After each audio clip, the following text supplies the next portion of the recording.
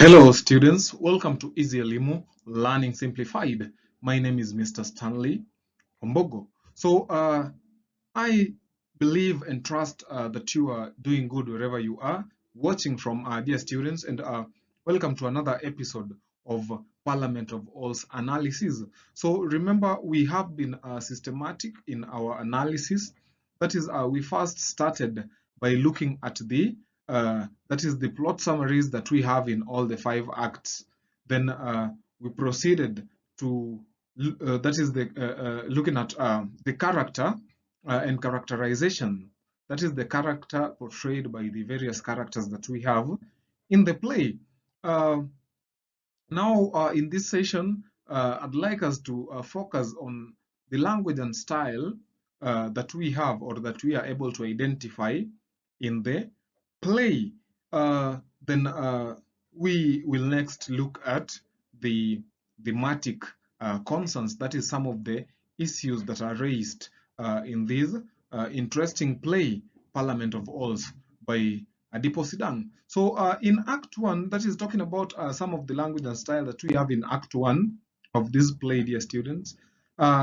Firstly, I'd like to talk about motif. So in literature, a motif is a recurring idea created by recurring events or ideas which create a pattern that points to an idea that isn't mentioned, especially one that underscores the symbolic importance of the said idea or event.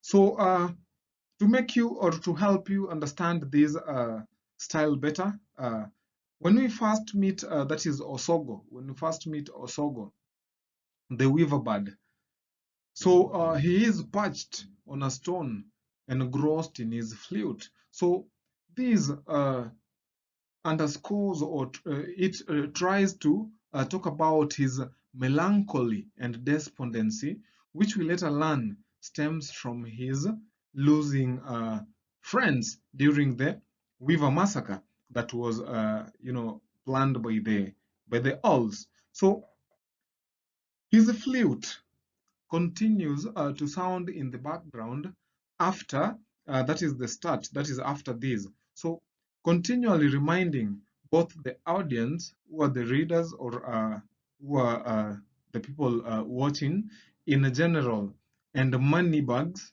and the king in particular of Osogo's exam presence. So the reason why we are mentioning that is moneybags and the king, that is the royal king, King Tula Nyongoro, is because they were they planned all this, they planned the river massacre. So whenever they hear the sound of the flute, this irritates them and reminds them of their evil deeds. So on to the next style, dear students, allow me to talk about allegory. So an allegory is a story that draws a parallel to a particular human reality, often by drawing a picture that parallels a particular historical event. So when I talk about drawing a picture, I do not mean literally, drawing a picture, but it is more of a reflecting, that is. So allegories often use animal characters, and the perfect example is this play Parliament of Alls. So they often use animal characters to satirize some historical incidences. So a Parliament of Alls, dear students, is allegorical in a number of ways. So first, it critiques politics in general and political behavior. Secondly, it draws a parallel between the story it tells and the Kenyan political scene. So this is done through allusions which emphasize particular realities and teach through them. So talking about this being done through allusions, it takes us to the next style, that is allusion. So in this act, we are going to look at political allusion and literary allusion. So talking about allusion uh, in literature. So allusion in literature is an implied or indirect reference to a person, event, or thing, or to a part of another text. So most allusions are based on the assumption that there is a body of knowledge that is shared by the author and the reader, and that therefore the reader will understand the author's referent. So in Act 1, let me start by talking about political allusion.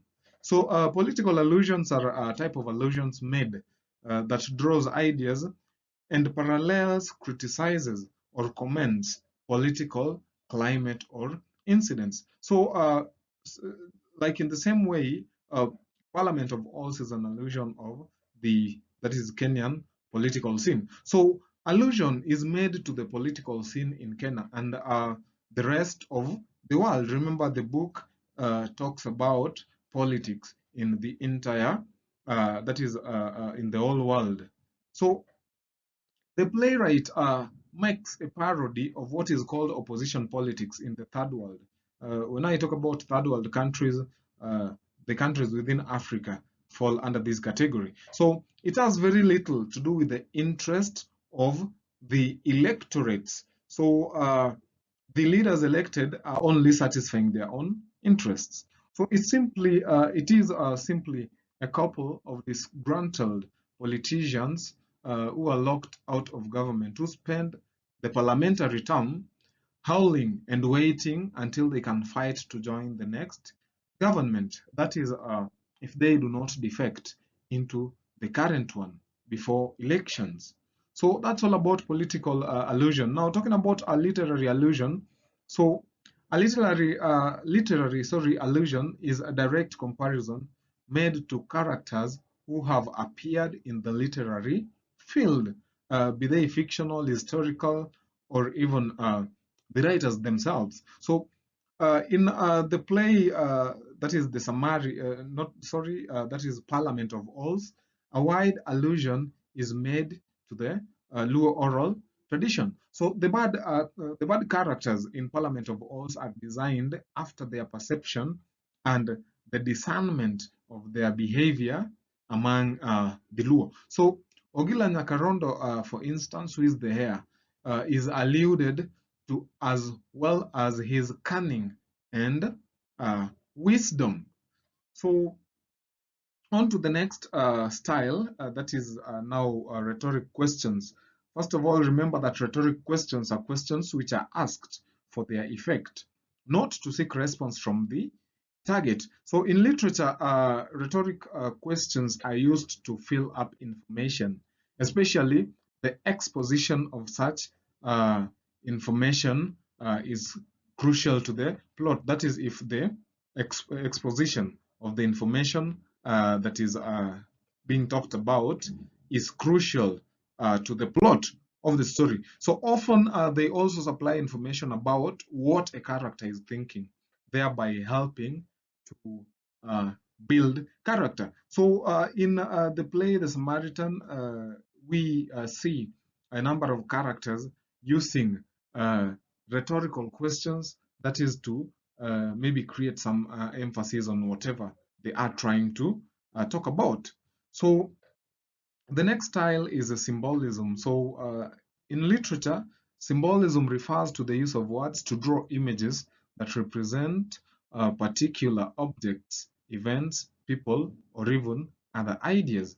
So we all know that the dove symbolizes peace, the snake symbolizes treasury, the hyena symbolizes greed, etc. So similarly, looking at some of these animal characters that we have in Parliament of Oz, they are given names.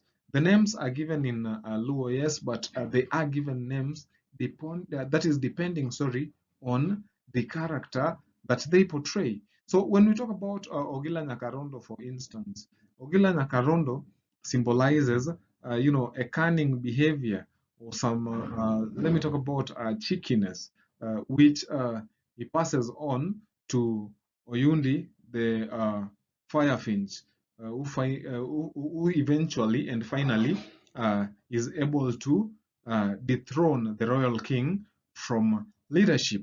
So apart from that, we also have use of asides. So talking about asides are instances where a character says something meant for the benefit of the audience. So sometimes one or two other characters on stage, to whom it will be whispered. So definitely, dear students, not all fellow characters on stage are, take part in this stylistic device. So use of asides helps in creating dramatic irony. So a good example is where the red string whispers aside, that is, we make and break them above the law. So the red string says this when explaining the moonlight bill to tell the woodpecker. So another that is another instance of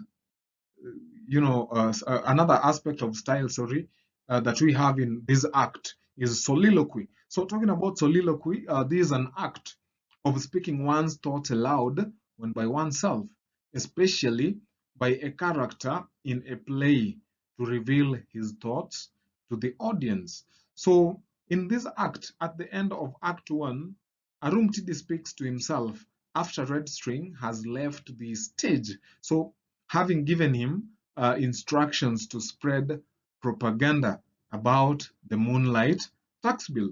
So in case of breaking, the fourth wall, Arumtidi speaks to the audience. So they are revealing their thoughts to members of the audience. Then we also have a flashback. In the act we come across flashback. So this style refers to a pause in the current story, that is to look or examine at events that happened previously or before the story that we have. So the plot and the conflict in the play Parliament of Owls majorly rely on a flashback. So when the play opens, Osogo is mourning having lost many of his friends in the recent Weaver massacre. So when Osogo, recalls the Weaver massacre, he takes us back. So we pause, we are forced to pause a little bit as we look at some of the past events that occurred that led to the, present. Then we can also not forget to talk about foreshadow. So remember, to foreshadow is to hint or predict what is to come. So the play also uses a lot of foreshadowing. So the playing of Osogo's flute, both on stage and in the background, underscores the sadness and melancholy of the weaver birds caused by the recent weaver massacre. So the irksome nature with which the playing of the flute is taken by the king and the owls in general foreshadows the coming showdown between the owls and the daybirds. So we'll checkmate who. Then we also have humor. So talking about humor, humor refers to apparent fun over the quality of being amusing or comic. So it is similarly created. Humor is created through Arum Tidi's double speak. For example, when he says that are they conditional terms or terminal conditions? So and later his exchange of words, that is suspicious, uh, being changed to auspicious occasion. So the play makes a practical joke of the idiom kitchen cabinet. That is apart from what we get from Arum Tidi. So it also makes a practical joke of the idiom kitchen cabinet.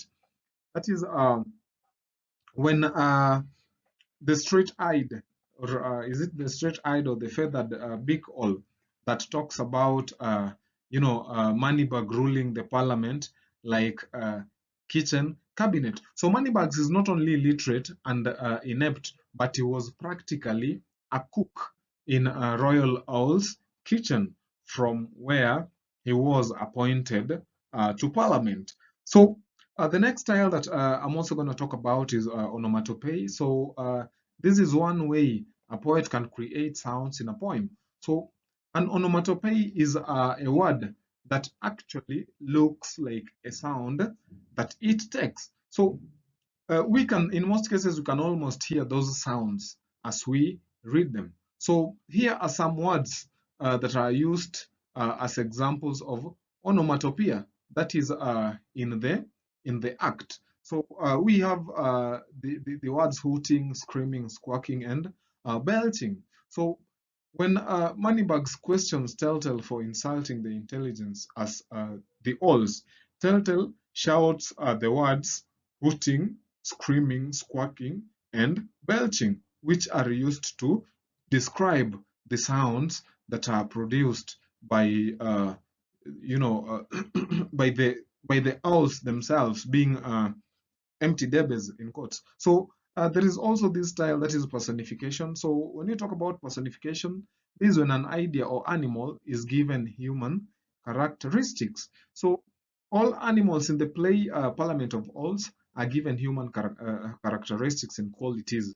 For example, they can speak, qualities that are only found in humans. So, dear students, that marks the end of this session, and thank you for being with me. Until next time, my name is Mr. Stanley Ombogo once more. Bye.